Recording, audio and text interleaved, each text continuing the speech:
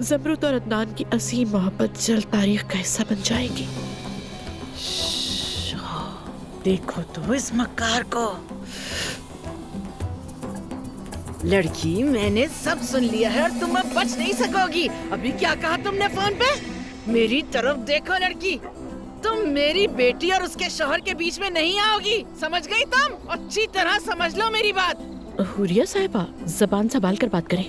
वैसे भी मुझे कुछ करने की जरूरत नहीं है।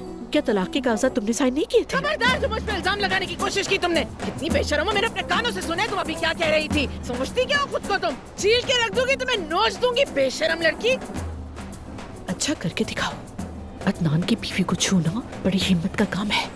और मुझ में वो हिम्मत बहुत है, दिखाती हूँ अभी। मार दूंगी तुम्हें मैं, नहीं छोड़ूंगी, नहीं छोड़ूंगी।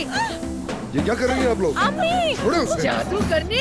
एक ही बीवी अदनान की, और वो ज़मरुद मेरी बेटी है। बताओ इसे जरा। हाँ, सिर्फ ज़मरुद। हाँ